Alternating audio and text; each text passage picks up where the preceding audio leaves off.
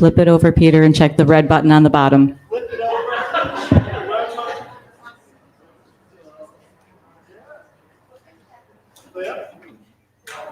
Got it. This, oh no, the light came on. All right, this is probably a wonderful time to tell you that I'm the head of Greenhills School.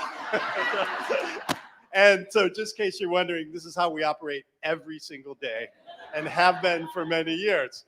So good evening and welcome to Greenhills School's Campbell Center for the Performing Arts. My name is Peter Fayroyan, and as I said, I have the great honor of being the head of Greenhills School and the privilege of welcoming you to this evening's event and the last of our speaker series of the year. Keep an eye out for next year's lineup, which begins in September with Dr. Kara Natterson and Vanessa Kroll-Bennett, aka the Puberty Docs, and hosts of the Puberty Podcast. Followed in October by Barbara McQuaid, former district attorney, Michigan law professor, and NBC and MSNBC legal analyst. We're thrilled to partner this evening with two of our community's most cherished, valuable, and venerable institutions. I realize I'm not talking about the two of you. The Ann Arbor District Library and Michigan Public.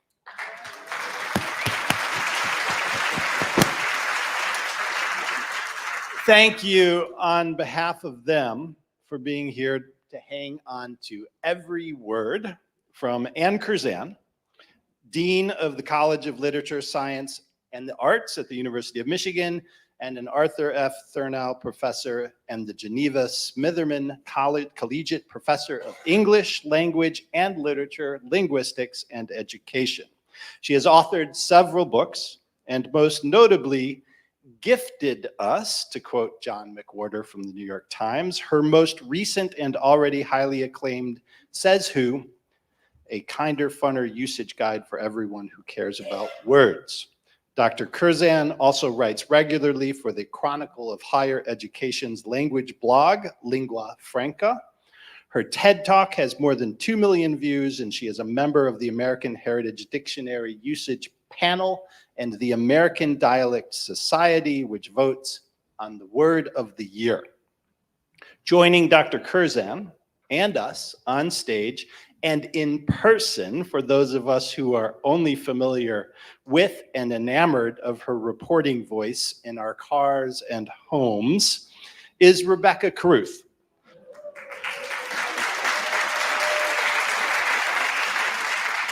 The host of All Things Considered at Michigan Public. Rebecca joined Michigan Public's WUOM station in 2014 after stints at Chicago's WBEZ and Aspen's KAJX stations. She has served as a producer, reporter, and host of the popular Weekend Edition show from 2016 through 2023. We also know Rebecca from another Michigan Public show on Sunday mornings that has been running weekly since 2012 called That's What They Say with Anne Curzan, and we are absolutely delighted that you're bringing the show to us live this evening, Anne and Rebecca, and I've never been more eager to stop using words and get off a stage. Please join me in welcoming Anne Curzan and Rebecca Kruth.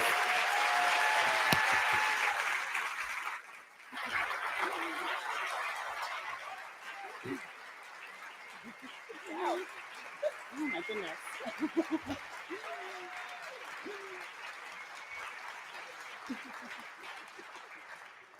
Oh my goodness, thank you so much for coming out tonight. It's just wonderful to see to actually see all of your faces. I don't see a lot of people when I am talking. I know, I was like, this is what it's like every Sunday at the radio station. Exactly. People can right.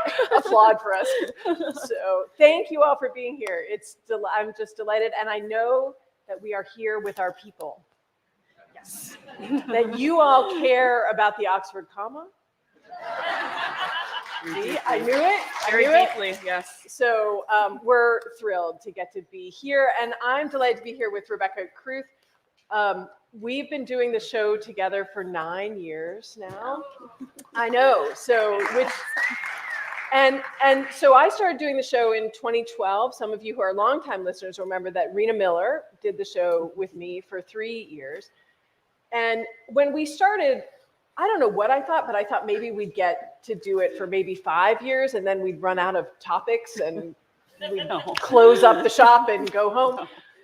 We have a queue of topics. It's a mile long, yeah. That because most of our best topics now come from listeners who write in with wonderful stories. Yes. I think there are ones you particularly like. We were talking about, we get a lot of questions, oftentimes between a married couple about settling a bet between who's right or wrong on pronunciation or some little grammar hiccup. But the thing is, it's often a draw. Yes. We've found, because we are, we believe in inclusivity with language, and we do. And I do recognize that for some of you right now, you're experiencing that moment where you're used to hearing the two of us talk to each other on the radio, and you're thinking, you don't look like that in my head when you're talking on the radio. And so we get that is a little bit disconcerting at this moment. But so, and we're going to leave plenty of time for questions, and we're going to have some questions for all of you. But Rebecca, let me actually just start with, you've been doing the show with me for 9 years. I hear you on the radio almost every day because I'm a huge Michigan Public fan. Has the show changed the way you talk on the radio or the way you write copy for the radio? It's interesting because me talking on the radio and writing for the radio kind of happened around the same time that I started hosting, co-hosting That's What They Say with you. But I came into radio from, grad school. So I was used to writing these really wordy, $1,000 word, essays and things like that. So when I started writing for radio, I had to change a lot because on the radio, we're all about minutes and seconds. If we can shave, 2 seconds off of a spot in the newscast, that's 2 more seconds that we can have, another story in there. So I had to learn how to be very, very concise, which any of you who are in academics know that is sort of contrary to the manner in which you write. So it's me, and I think even the longer that we do the show, we're going to talk about grammandos and wordies tonight. I don't know that I would ever have described myself as a grammando, but I'm even less than that now. Co-hosting That's What They Say with you has made me extremely understanding and interested in the way we talk. Well, hooray. And I remember actually maybe 5 or 6 years into the show, I met a listener and she said, I listen to you every Sunday. And I think that what you're telling me is I should just chill out about language a little bit. And I thought, that's exactly what I'm telling you every single week, is that you could just chill out about language a little bit. And of course, when we're recording, we're also watching the clock. Right. Because we know how much time we have. And so I'm like, do I have time for that story? Nope. We're always sort of trying to figure that out. So then, favorite episodes. I think I say this every time we talk about this behind the scenes. I love the episode that we did on the past tense of snowblow. There was actually, we had just had there had been a big snowstorm in the area, and there was this, at the time, Twitter thread between, I think it was a few professors, actually. I think it was. And they were all kind of going back and forth on what the past tense of snowblow was. I told Anne, for me, the past tense of snowblow is shoveled because I do not have a snowblower. But what did we end up deciding? With snow blue sounded kind of odd. Yeah, snow blowed, I think was the other option. But I think in the end, you're like, I used the snowblower. Right. Because it's just, you're like, that all sounds terrible. I got the snow out of my driveway. But tell me one of your favorites. So I think, of course, it's like whichever one I just did is the one that is my favorite. And I know this weekend we're going to talk about new slang. Yeah, love the slang episode. So when I teach, and I taught a mini course at U of M for the first half of the semester, I asked the students to teach me 2 new slang words at the beginning of every class, which is great. And there are a couple of funny things about it. So there was some point a good number of years ago now where the students would tell me the word, I would repeat the word back, and that word coming out of my mouth was hilarious in and of itself, right? Just that I was old enough that they're like, yeah, that just doesn't work when you say it. But it also means that the students come to class on time because they don't want to miss a slang word. So we won't ruin, because I know we're going to talk about a few of them, but perhaps my favorite is for the plot.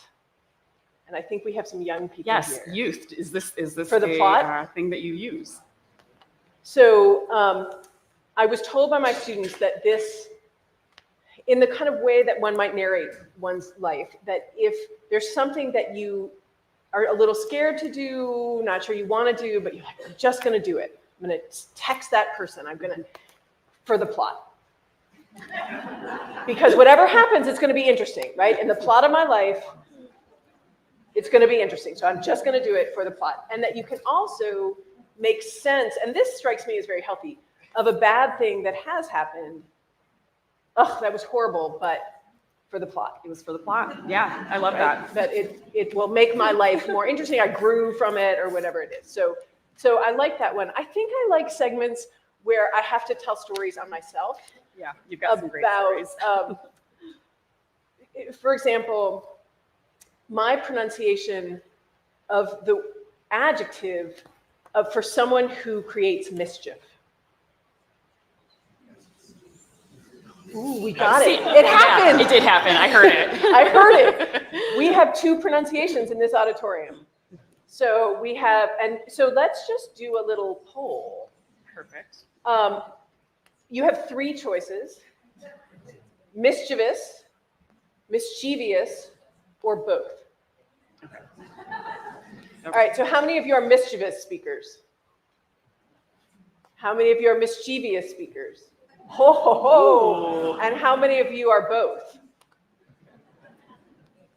Okay, I had never noticed this until a listener pointed it out to me.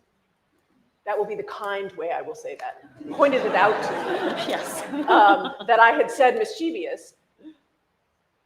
So then, of course, I had to go look it up. And that's why I love those stories of sort of me going, wait, is that not standard? And who said it's not standard? And so then, of course, I poll all my friends, and we decided that mischievous is more, there's more mischief in mischievous. Right? I heard somebody who agrees with me, right? Like, that extra syllable is definitely an intensifier. So I think I always enjoy those because it raised the question, and I love the answer in this auditorium where we actually have a lot of mischievous speakers as well as people who say both. And if you look in dictionaries, like I think it's Merriam-Webster has both definitions, both pronunciations, but they have mischievous as non-standard.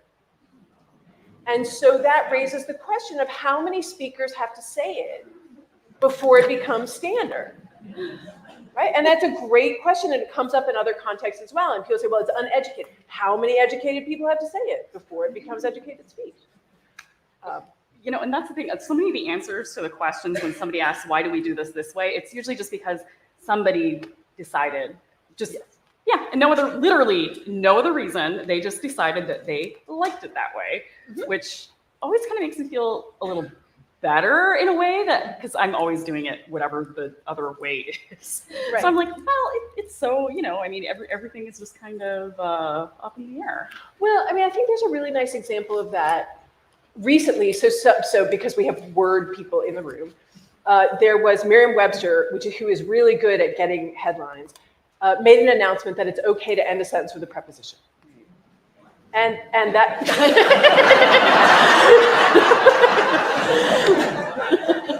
for those of you who are online, someone was just like, what? It is okay to end a sentence with a preposition. And this is one of those rules where if you go back and look at this, it goes back to John Dryden, and he decided it was more elegant to not end a sentence with a preposition. And he then went after other authors who ended their sentence with prepositions, and he decided not to end his own sentences with prepositions. And so then Robert Loth writes a grammar, 1762, and he has a passage in which he says, it is more elegant not to end a sentence with a preposition. but that is a construction that our language is inclined to. Exactly. So the guy has a sense of humor. He puts that in his grammar. That's 1762. 1795, Lindley Murray, who was an American grammarian, publishes this book that's called English Grammar. It went through dozens of editions. It was incredibly influential. He also plagiarized other grammarians, and he pulls that passage from Low's grammar, and he says, it is more elegant not to end a sentence with a preposition, even though it is a construction to which our language is inclined. So I don't know if he had no sense of humor, he didn't get the joke, but it's probably that grammar that really solidifies this idea that not only is it not elegant, but it's wrong. But of course, English grammar does like to sometimes put the preposition at the end of the sentence, and it's fine there. Latin can't do that, but English is not Latin. And so people have sometimes tried to ram it into Latin grammar, but it doesn't work. One thing that's always kind of fun for me is when we talk about, I'll think back to like things that people taught me, like teachers taught me in high school or even in like elementary school. And I remember being told certain things, but never given a reason. And I mean, I'm sure you all got the ain't a word. It ain't in the dictionary, but you just said it. So it must be a word. People say it, people use it. You know what they mean when they say it. It is clearly a word. Maybe you don't like it, but it's out there. Right, and so an early chapter in the book is about what are real words, how do words get in dictionaries, who makes those decisions. And I think, Rebecca, in some ways you're getting at the title of the book, which is, this says who. And I also, elementary school, middle school, high school, nobody ever told me I could ask that.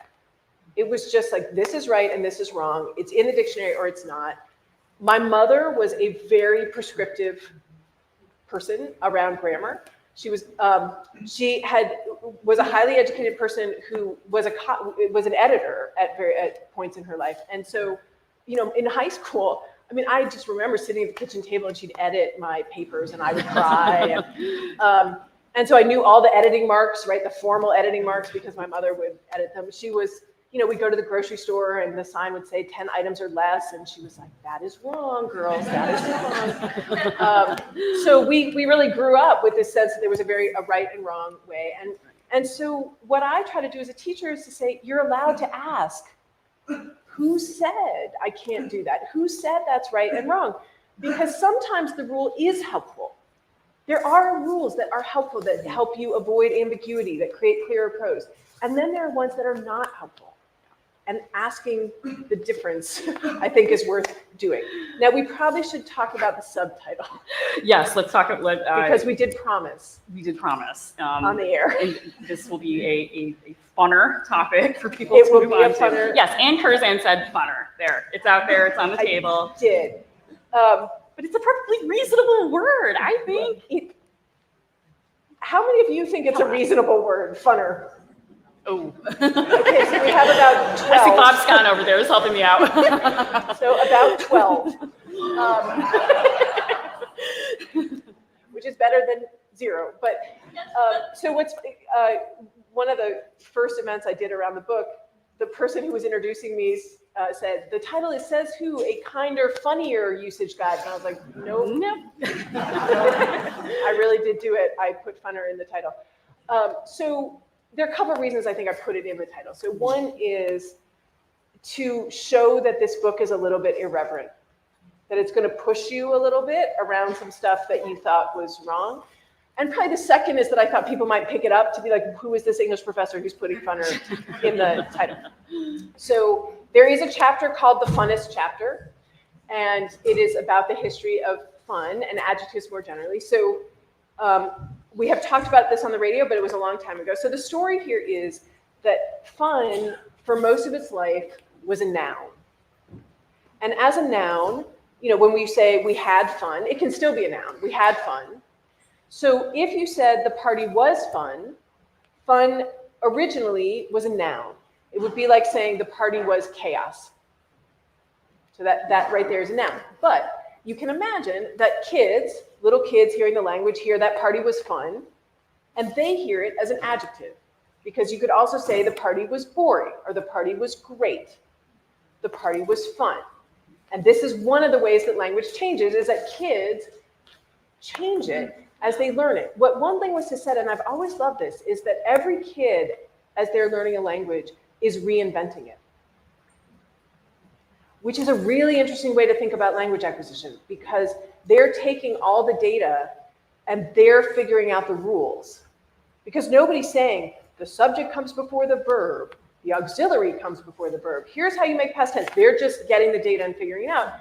And they'll make slight changes in how they interpret the data, like interpreting fun as an adjective rather than noun.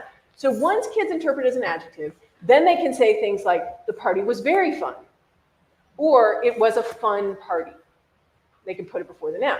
So now it's an adjective. Interestingly, for much of the second half of the 20th century, style guides criticized fun as an adjective. They were like, do not use this word as an adjective. The New York Times style guide as late as 1999 said, fun as an adjective should be avoided because of its gushing sound. Which I'm like, there's no sibilant in, I mean, I guess you have F, but like fun is gushing. So anyway, so then it's an adjective, and then what happens is that kids try to make it behave like other one-syllable adjectives. So tall, taller, tallest, wide, wider, widest. You know exactly where I'm going. Fun, funner, funnest. They figure out the rule, they make fun behave like all the other one-syllable adjectives until some authority figure, parent, says, ugh, I hate that, don't say that. And then they tuck it away as an exception to this rule and say, okay, clearly I'm not supposed to say funner. And, but kids will continue to try to make it happen. And I think, so, and again, we're a big enough audience, probably can't get a total sense of this, but when I talk with undergraduates and others, funnest usually doesn't get as strong a reaction as funner. Okay, I'm getting some head nods. Because people are like, funner just sounds awful. Which is also funny because I'm like, how do you feel about runner? And they're like, runner is fine. They rhyme. But again, we've been trained to just realize it sounds terrible to us because we were told it sounds terrible. That's why it sounds terrible. But funnest, as some of you said, doesn't sound as bad. So I think funnest is going to get in first. And you see it in advertising in other places as a playful thing. And then funner will scoot in behind it. I don't know that you and I will live long enough to see it become totally standard, but my book might help. There you go. Give funner a little boost. Let's go further into the book. I think that the whole framework of your book is based on this whole grammando, inner grammando versus inner wordy. And you say that we've all got both of them at varying levels inside of us. I'd like to think that I'm pretty low on the grammando end of things. You have been as long as I've known you, actually. Even when we first started the show, you were very wordy-like. Wordy-like? Okay. Why don't we talk a little bit then about what these words mean? Yeah. So, I mean, this was something, there are many fun things about writing the book, but one of the fun ones was figuring out the inner grammando, inner wordy piece. I didn't have that before I wrote the book. So grammando is a term that was introduced in 2012 by Lizzie Skurnick in the New York Times Sunday magazine in a little section called That Should Be a Word. And I completely agreed. I was like, that should be a word. Grammando, and she defines it as someone who constantly corrects others' linguistic mistakes. And I mean, I wouldn't call them mistakes necessarily, but we all get the point. Sort of correcting other people's language. And the example is about irregardless. And I would guess many of you have very strong feelings also about irregardless. Feelings. And I like grammando for a couple of reasons. One is the other terms we use for this tend to be grammar police or grammar Nazi. Yeah. And I don't like throwing around the word Nazi in a playful way. I just think if you're going to talk about Nazis, we'll have that conversation. But so I like having a more playful way to talk about that. And grammando feels to me very playful.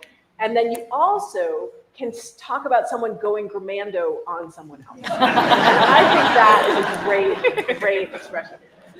So when someone does it to you, you can be like, they're going commando on me. I have a term for that. So then wordy is a relatively new word. Merriam-Webster put it in their dictionaries about 2018. And it's defined as a lover of words. And one of the things, and I truly believe this, you all are here because you're wordies. You love words.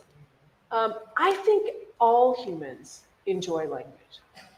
That we play, you think about right now, many of you probably play Wordle or Scrabble Sure. or Spelling Bee. You pun, you rap. We play with language. We're curious about language. We enjoy language. It's part of being human. We can come back to this if people want to. I mean, one of the things I worry about in our educational system is that a lot of our language education is not fun. It doesn't spark curiosity. It's very much drilled right and wrong. And you can get so much more learning done if you tap into that curiosity because it's there. We're really interested in language. So we all have an inner wordy. I think for both of us, my inner wordy has a very loud microphone. It is very well informed, has a lot of thoughts. But I also have an inner grammando, and I think all of us have a little or a big inner grammando. That's hearing language that might be new or unfamiliar or that we learned is wrong and disliking it and wanting it to stop.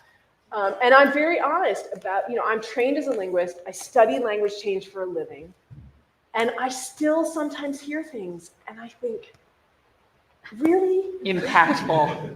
Exactly. I really don't like impactful. And I said this the other day, and there was a young person sitting right about there who was like, why?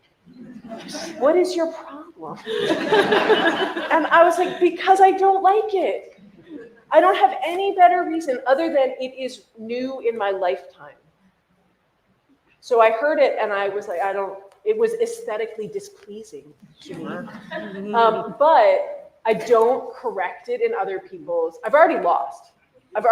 It is out there, and I can tell now the number of times I still don't actually say it or write it that I know of, but I feel myself. I'll be talking and I'll say that change is going to be very, and I can see I'm headed right toward it.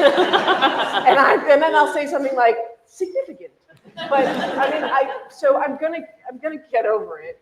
A more recent example for me, double click.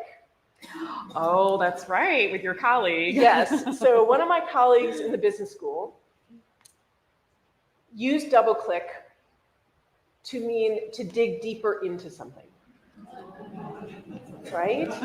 So this person used a lot of PowerPoint slides. And so the PowerPoint slide, and it would have 3 bullets with 3 factors. And then he would say, okay, let's double click on that first factor. And then that would be the transition to the next slide. And it was the way he transitioned between slides. And so I was sitting there feeling all cranky about it. My inner commando was just really having a heyday with this and thinking, this is so business jargony. These business school people with their double click. So, and usually I keep my inner commando pretty under control. I went home, was having dinner with my partner, and I said, and I was explaining double click as this horrible piece of business jargon. And he looks at me and he says, I actually think it's quite clever. And of course, he's totally right. He's totally right. It's actually pretty playful. I kind of like the analogy. But there was my grammando hearing this thing and deciding I didn't like it.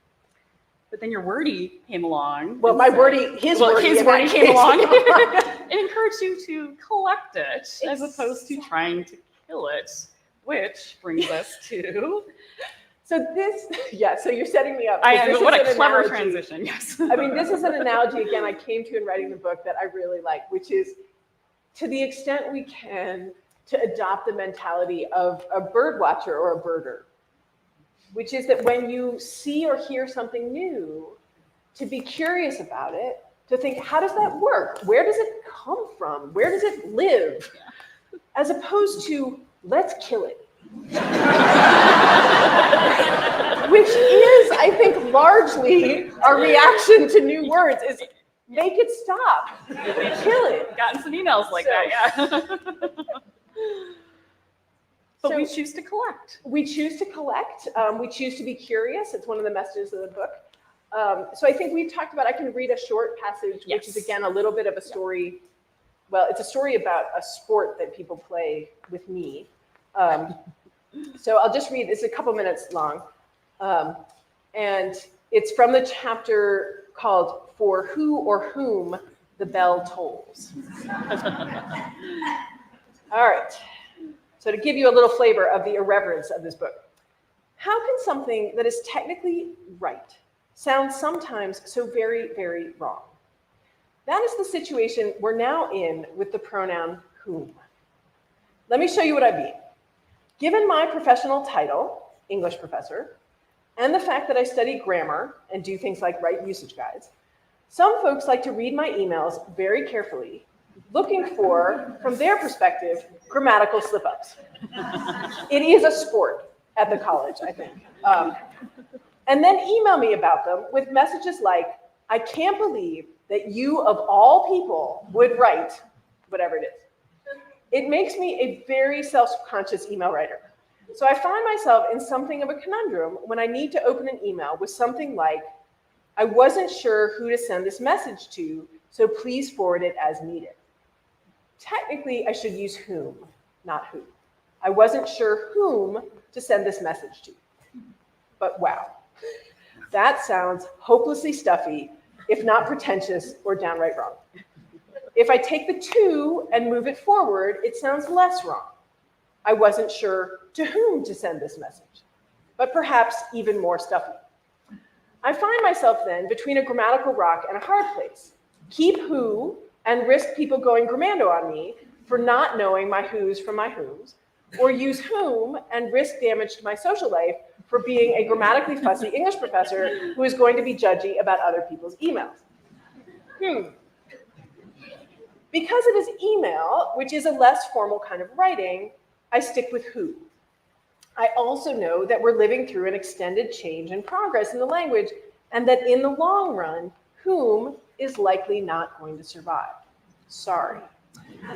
Some of you are probably cheering, and others are gritting your teeth. For the latter group, let me flip the tables. Rather than lamenting that whom may finally disappear, we could look in awe at how long it has managed to survive. It had a good run, you know? Well, it did have a good run. And what's interesting is it has actually been trying to die for 200 to 300 years. Just put it out of its misery, I let know. it go. It really has been trying to die. And it is, English teachers and editors who just are kind of propping it up and propping it up. Yep. We could just let it go. I think that's one of my favorite things about doing That's What They Say with you is just, we say this all the time, language is constantly changing. Words are dropping in, they're dropping out. Sometimes you even show us where they've spiked across the centuries, where another word has come in and kicked it out. And I love that. And I think that's one thing that you talk a lot about in your book is just accepting change, It absolutely is. So there are a couple of premises in the book of language change is a natural part of a living language, right? It just is, and it's fascinating. And diversity in language is part of the diversity of us. And so those are just two premises in the book, is that language changes and language diversity is part of diversity. And so helping us embrace that and be curious, it doesn't mean, and there are people who hear me say that and say, Anne Curzan has no standards. So it doesn't mean that you can't have a standardized variety. It doesn't mean that you can't have ways that you write academic prose versus more informal. It does mean that I don't use language like correct and incorrect or right and wrong, because it's actually not linguistically accurate. This might be formal or informal. It might be standardized or non-standard. But again, it's that kind of says who of, it's not that this is the right way and everything else is wrong. It's that there are lots of ways that are right in different contexts. And that's also, people know that. They know, we could just do punctuation, because again, we have some young people in the room, and young people have taught me a lot about texting. So I am not actually a very adept texter. but I have learned a lot, and I've learned a lot about punctuation and texting from my students at the University of Michigan. So they have taught me, for example, that the period at the end of a text is serious, if not angry. Yeah. Right? My young people here are like, yes, that is completely true. Some of you may now be rethinking texts that you have sent that are angry. So one of the things about texting is that you don't have facial cues, you don't have tone. So this we all know. So the odds that something can go wrong, very high. Because you don't have a lot of context and you can't be like, I'm just kidding, or this is happy. I'm joking here. And so what young people have done, we have emoticons and emojis, so you can do a little smiley face or a winky face. You can use JK or LOL to say I'm joking. But young people have also repurposed punctuation to do that work, which is brilliant. So the period is a way to show seriousness or anger. The neutral way is no punctuation at the end. And then the way to show a little bit of enthusiasm is one exclamation mark. But my students tell me if you want to show really any clear sense of enthusiasm, you got to have at least two. Because one is really just a smile. But what I love about that, I just did it this semester, is that the students and I do an etiquette guide together of the rules of texting. And there's enormous agreement in the group about those rules. And any notion that young people are not paying close attention to language, come hang out in this room with me and the students, and you hear them say, oh, no. If you do that, that means this. But if you do that, that means this. And then they'll talk about, getting a text maybe from someone you're interested in and doing amazing close reading of that text. Analysis. Close analysis. Yes. Okay, it's 2 exclamation marks and a winky face. What do we make of that? So it's a different system. I'm not very good at it. And then what I can say when we do that is they're teaching me, and then I can say, I happen to be very good at academic punctuation. That is one of my skill sets. And I'm happy to share that with you because that opens up a set of doors for you. But the young people are also opening up doors for me in teaching me about how punctuation on texting works. We were talking about this backstage about how we like doing the slang episodes because we feel superior amongst our other, older folks who don't know what those words mean. But then when I try to say them around my nieces and nephews, they're like, Aunt Becky, and they just shake my head. And I'm like, did I do it wrong? I thought I did it right. I know. But it's still fun to learn about. So I'm going to do one last poll, and then we're going to open it up for questions because we want to hear the questions you brought with you. So we'll do one poll about a change that is in progress right now. It was one of the very first episodes I did on That's What They Say. And people still write in about it because they hear it. So if you do something accidentally, there are 2 ways to say this at this point. On accident and by accident. So let's do a show of hands in here. How many of you are on accident? I did it on accident. Okay, we're kind of skewing young on that. How many of you say, I did it by accident? Oh, wow. Yeah. So here's the thing. If you look at the demographics, the on-accident speakers are going to outlive the by-accident speakers. So language changes, and we could talk about all the reasons why. But this is one that's coming in, and on average, on-accident speakers are younger than by-accident speakers. Why is this happening? We're not entirely sure. Prepositions are a really idiomatic class of words. There's some chance that because we say on purpose, that we're getting the parallel to on accident. And I often tell the joke, my brother-in-law is like, I'm going to say by purpose. Exactly. And I just thought, good luck. Carry on. But that is a change in progress. So we are delighted to take your questions. We've got a couple of people with microphones, so you can just raise your hands and the mics will come. They will come to you. Question I saved up for this. How do you manage your bibliography? How do I manage my bibliography? How do you have an incredible collection of quotes and et cetera, that you include in your publications? Yes. How do you manage the bibliography that would make it up. Got it. So I've never gotten that question before. I love that question. So the first thing I'm gonna say is I am so geeky that I collect grammar books and dictionaries. And I have so many of them that I have them in my office, I have them in my home, and then I have boxes in the garage because I can't actually fit them all. So I actually do it in a pretty old-fashioned way, which is that I have a huge Word document in which I have references and I have notes about different ones that I can search, and I have them in for dictionary. I mean, I have a dictionary one, I have a grammar one, and I have them organized chronologically so that I can go through them from the earliest to the latest. So I know there are more high-tech ways I could do that now, but I started this back when you didn't have these programs that would organize all your systems, and I haven't switched over yet. So it's pretty old school. You know, there's been some times when I've asked you what you were doing over the weekend, and you're like, I've got this really old grammar book that I found, and I'm going to read it, and it's going to be awesome. Which I love. Except that some of the best material comes. I read these old grammar books, and what I love about them is you see what these people what their inner commandos were angry about in the 18th century. And, you know, so they're, you know, Ben Franklin is saying colonize is a terrible verb. And Richard Grant White is saying donate is terrible because it was back from donation. And we laugh because they look so quaint now. We will look quaint about whatever it is that we're worried about in 100 years. And so what I love about it is that it just gives you that perspective of it's going to be okay because, and it's not to delegitimize it. It's sort of like your inner commandos having that response.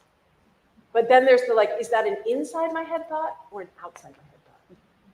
And that is one of the things that I'm sort of thinking about all the time. Is like, should I share my inner commandos thoughts on that? We have a question, yeah.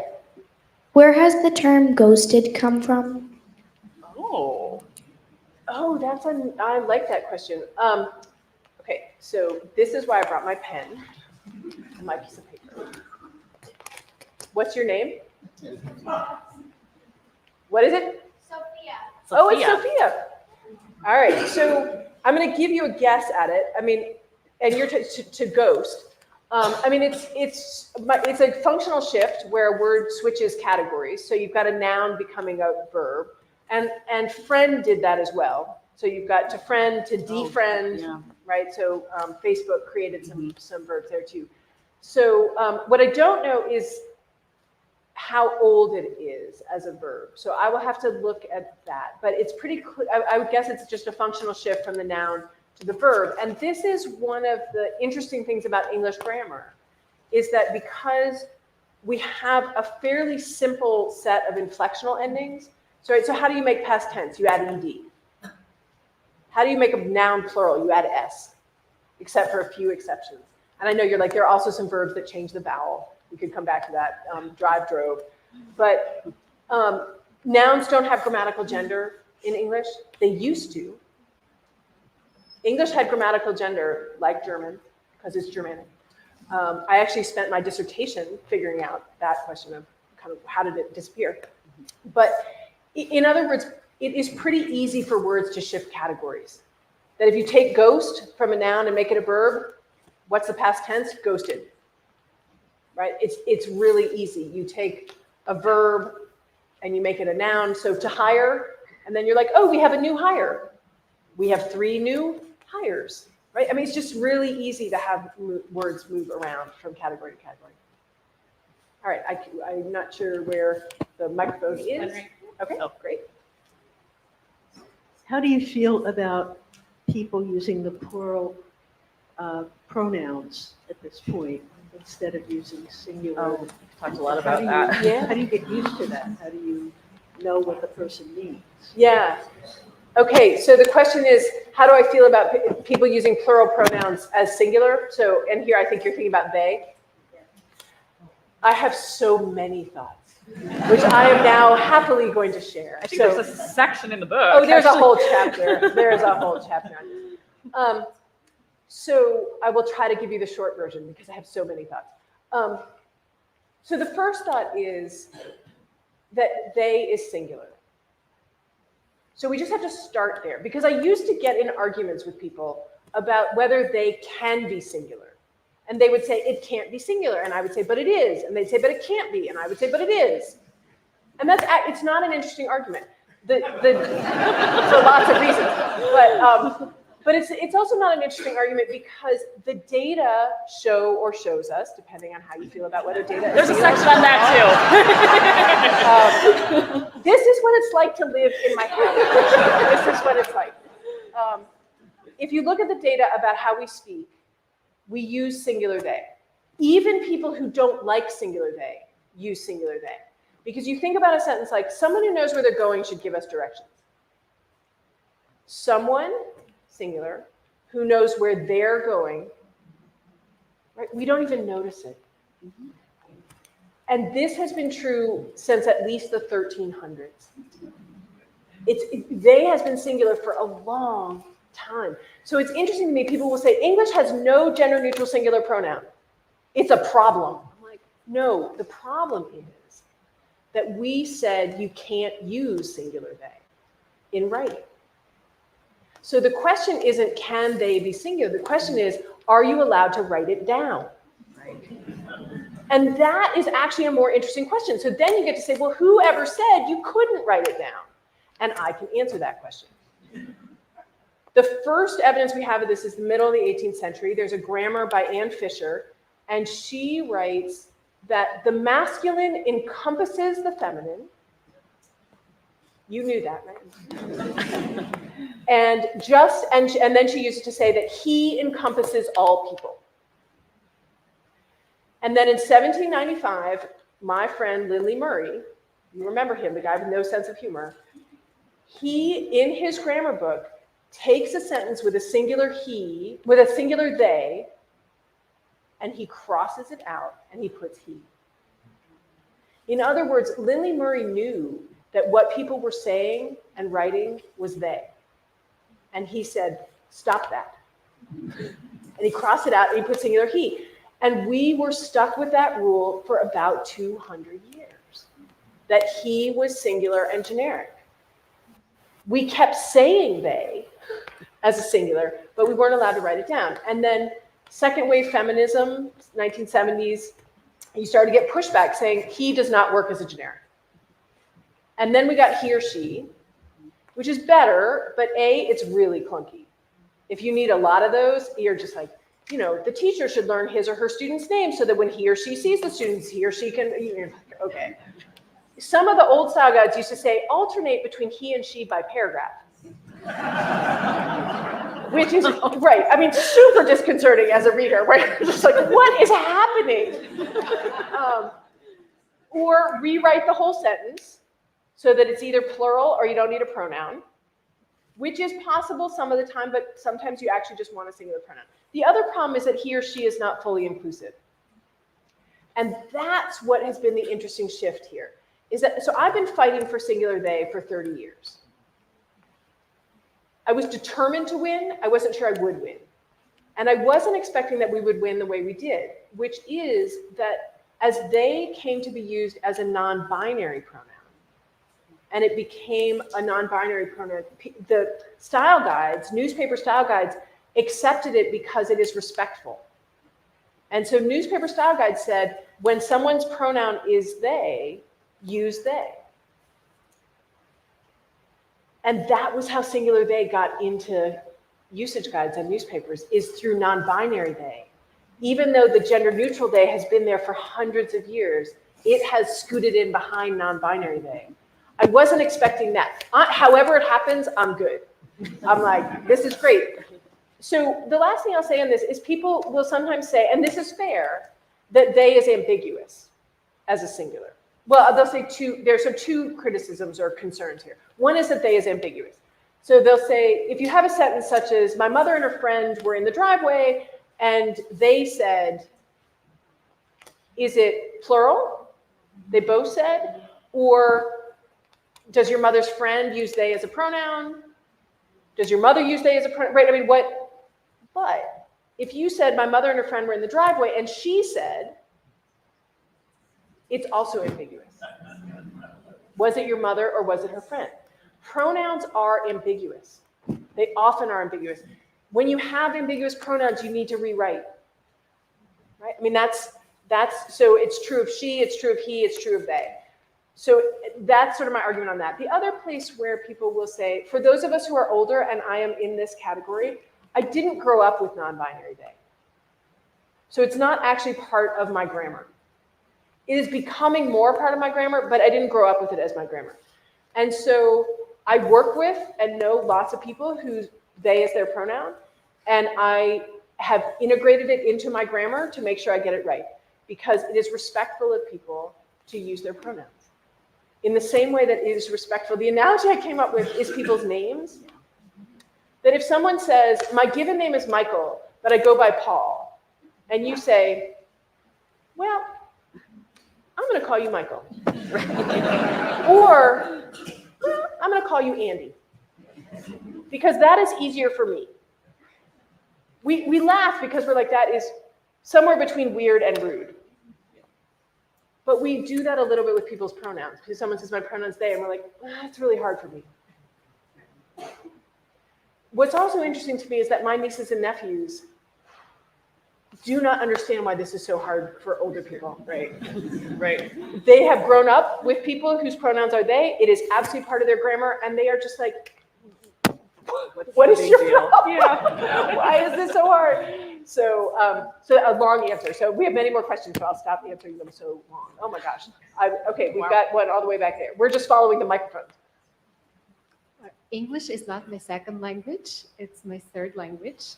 And now AI came along, and I feel that it's beginning to change English. A lot of text generated by AI. So in your opinion, what impact would AI-generated texts would have on English in the future? Whew, that is such an interesting question, to which I don't know the answer. I'll give you a couple of speculative thoughts, but I'm not going to pretend that I know the answer to that. I don't think it, I would guess it probably will not have that much influence on the way we speak. Right.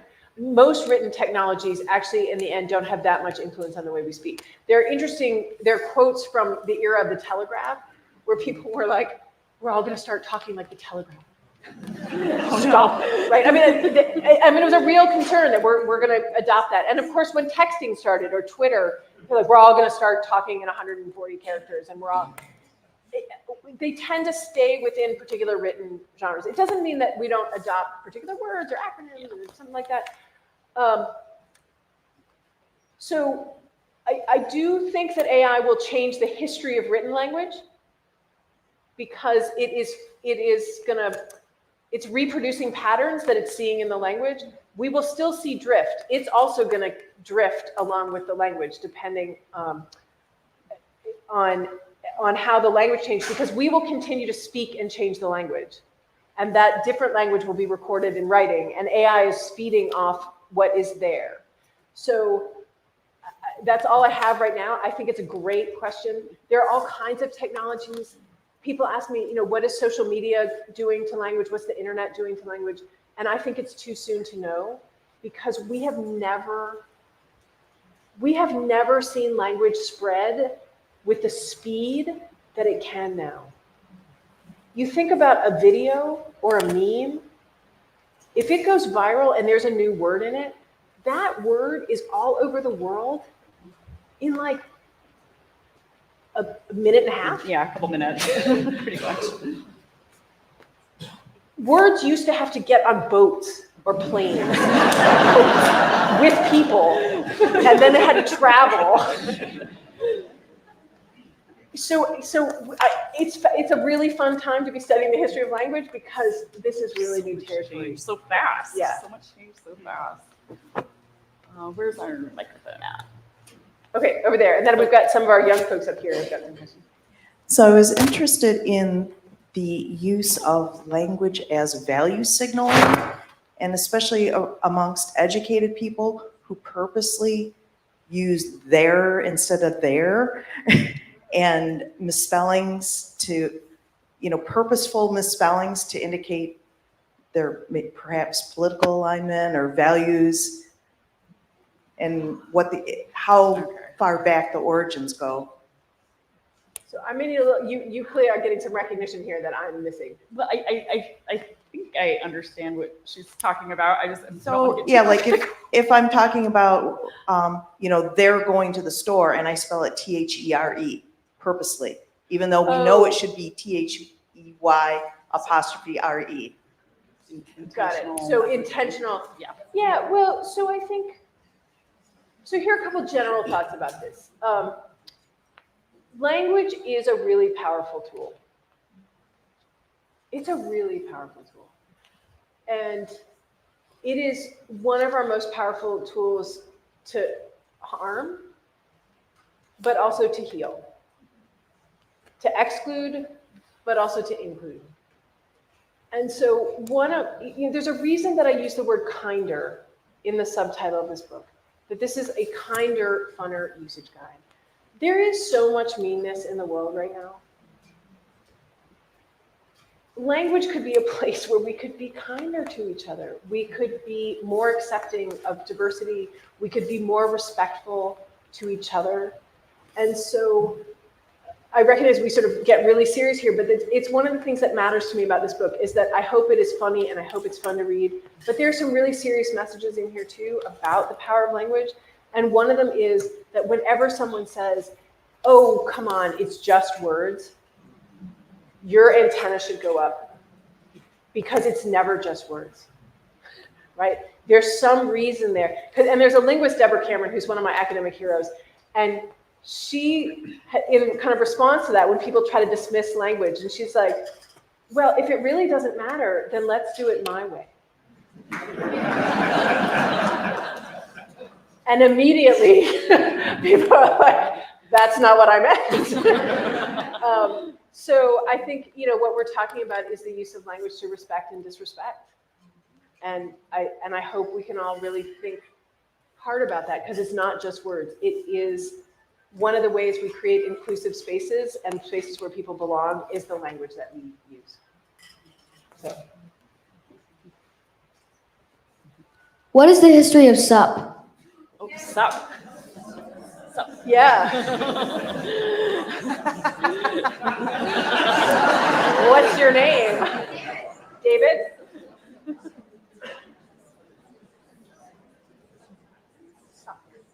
Like it sucks. Sucks. Like you may well find yourself on the radio.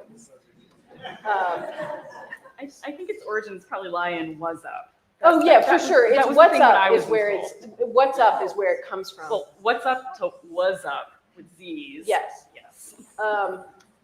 But what I want to look at, because I think there's a good chance it's coming out of African American English, and a lot of slang is appropriated out of African American English, and so that's what I want to look at the history of this in terms of, because sometimes people will say, oh, it's new.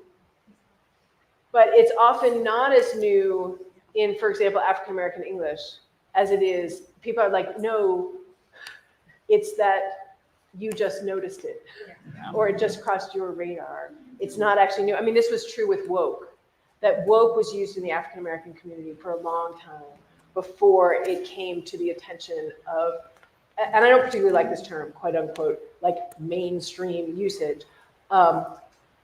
And so people would be like, there's this new word. Like, no, it's not new. It's not actually a new word. All right, I don't know where the microphones are. Okay, we've got one over there, and then we'll come up here. My question is, what are your thoughts on kind of jumping on what you said earlier, that language travels so fast these days, with the influence of specifically English, but English as it's spoken in Britain, English as it's spoken in South Africa, Australia, and how you observe that, and I guess how that affects grammar, because I think certain grammatical terms are more accepted in certain places than others. Thank you. Absolutely. So there's a term that linguists use, which is world Englishes. And the Microsoft spell checker does not like that. I mean, it doesn't like Englishes as a plural. It's just like, no, that's not countable. But linguists use it that way because we have all these varieties of world Englishes. So you have British English, American English, New Zealand English, South African English, Australian English, Jamaican English, Singaporean English, Indian English, and many new Englishes developing. And so a few thoughts on this. One is there are many, many more speakers of English as a second or a foreign language than there are speakers of English as their only first language. Many more. So when I think about the future of English belongs to all the speakers who are speaking English as a second and foreign language, alongside other languages. And they're reshaping these world Englishes because they're speaking other languages alongside them. I think that's really exciting, is to develop all these world varieties of English. People have historically learned typically British and American English because it has been socially, politically, and economically helpful. And there's been some kind of competition between American and British in terms of varieties that are taught. This is my historian of the English language speaking. If you go back to the 1500s, English was considered rude and barbaric. Latin was the high language, French was up there with it. People were very worried that English was not worthy enough. And part of the Renaissance was doing all this borrowing to make English better so that it could be worthy of scientific writing. And this, right? So I think a lot of people don't have that perspective, that English was not a high language. And then you have imperialism and colonialism, and English spreads and becomes a language with a lot of social, economic, and political power. 500 years ago, people would not have believed that English was going to displace Latin and French to do this. So I just keep that in mind when I think 500 years from now, people will be speaking and writing whatever language gives them social, political, and economic capital. It could be a variety of English. I don't know which. It could also be another language. So again, a little provocative, just as a way to think about where we might be headed. Anne, I have a question from the World Wide Web. All right. One of our hundreds of viewers watching this, and I'm going to ask two of them. One is wondering about your thoughts on the scientists in Antarctica developing their own words and accents due to their isolation together, and whether or not this is a good microcosm of how language comes to be. And the other is a little more specific, and it is, I have a question, this is from PKY. I have a question about the construction of one of, if not the most blank. For example, should it be one of, if not the most expensive thing, or one of, if not the most expensive things?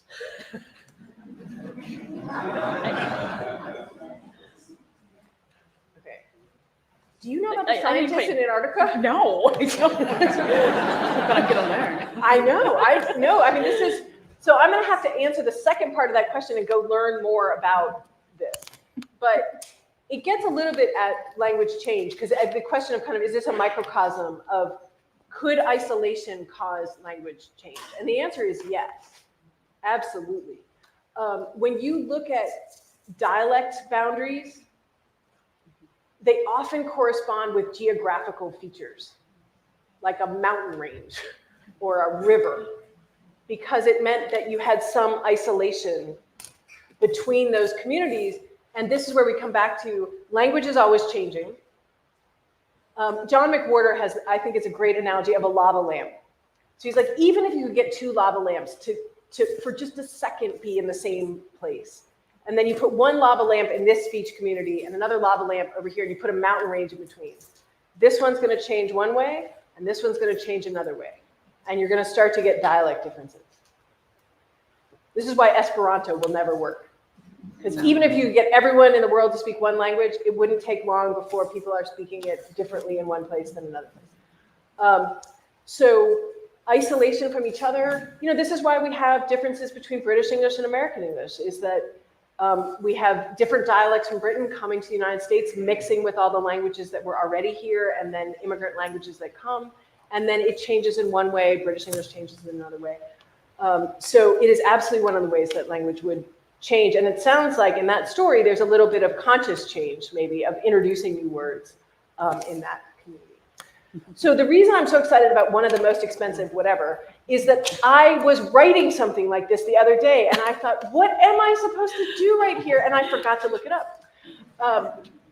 So one of, if not the most expensive thing, or one of, if not the most expensive things. And I think what we have happening here, we have a proximity problem. So you get this with, think about, people say, Anne, what do you want for dessert? And I say, either cake or cookies are fine. Either cookies or cake is fine. Okay. Like, does it matter the order of the cookies and the cake? Either the cookies or the cake are fine, is fine. So often you will see a proximity issue that whichever noun is closer to the verb gets to govern the verb. And we see this with, none of my friends. Right, I mean, we're all, none of my friends is coming, none of my friends are coming. Yeah. We do not have agreement in this room on this. And what I love about this chapter of the book is that grammar guides, for the most part, are like, you're all right. It's all good. Because one could make the argument that none of my friends, you could argue it's a question of emphasis. None of my friends, not one, is, or none of my friends, the whole group, are.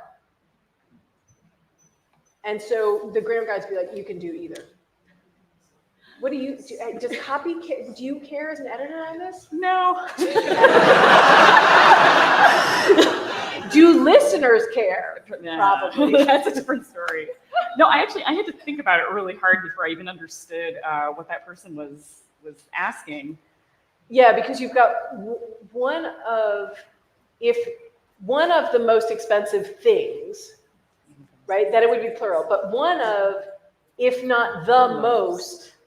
So now you've got the most expensive thing. So you've got a proximity problem of like, you started in one place where you were going to need a plural noun, and now you've inserted this thing that needs a singular noun. Typically, I think we tend to like proximity because we're processing language on the fly. So the thing that's closest is often the thing that's going to govern agreement, because it's hard to remember where you started the sentence. So just go with the thing that is close to. But that is I love that, because I really was writing one of those the other day.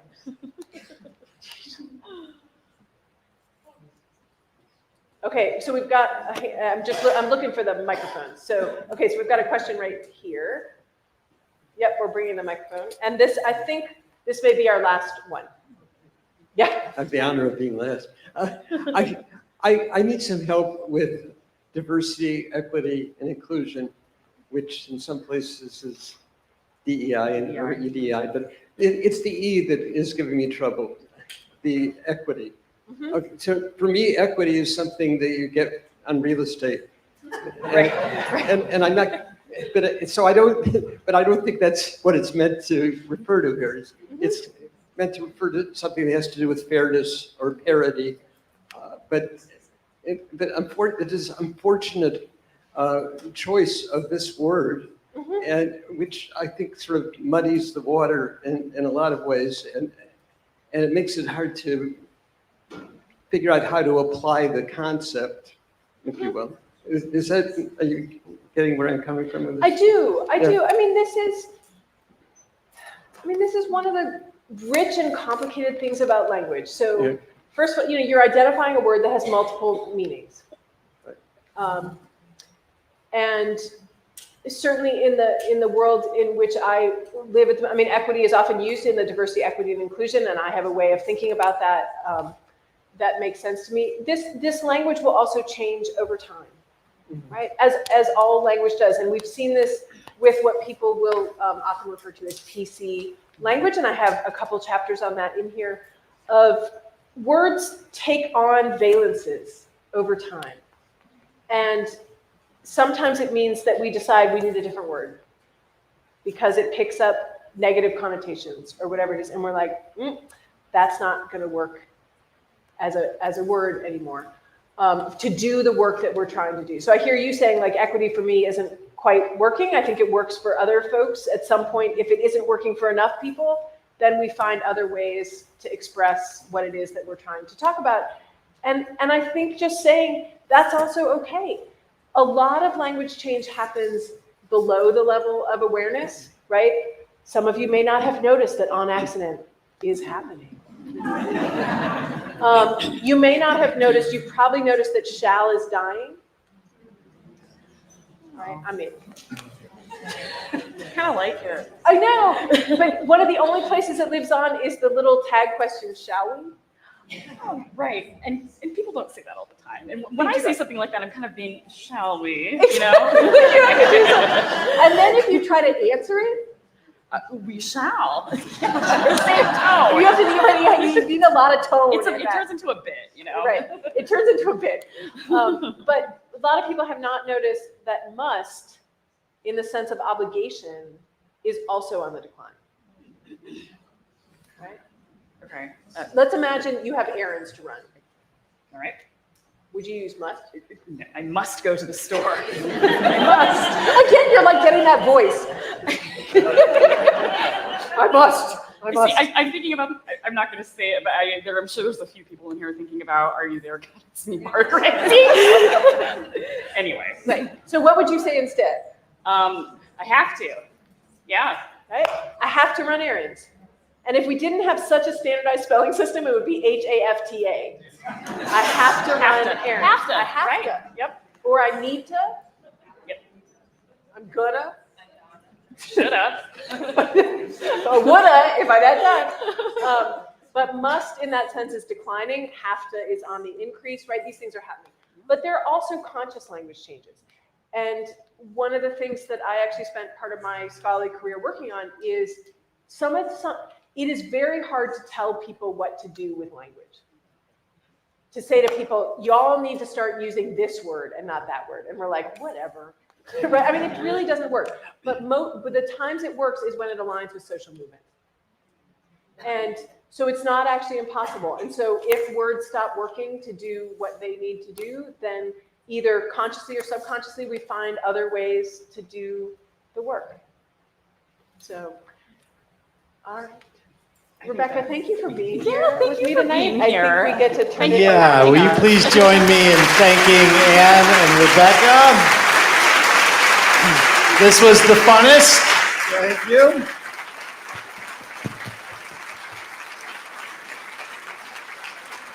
And I'm going to give them a few minutes to get out ahead of you because they'll be greeting folks and Anne will be signing books. There's some pre-signed if you don't want to wait in line as well. So oh, thank you. Here, we have a mic. David Sedaris show at the Michigan Theater. Author of There's You gonna Talk be a- Pretty One Day, which seems appropriate. Oh, did you miss it? Oh, okay. We're having Michigan Public is having a drawing for tickets to the David Sedaris talk At Michigan Theater in Ann Arbor, which is sold out, I'm told. So pretty cool. Doug Trabue, my morning edition, my counterpart is going to be there. And David Sedaris wrote "We Talk Pretty One Day," which I keep thinking about. So anyway, yeah, make sure that you sign up for that. And thank you all for being here this evening. Again, big round of applause for Rebecca and Anne. And have a great summer if we don't see you before then. And pay attention to our fall and 24-25 lineup. Safe travels back home.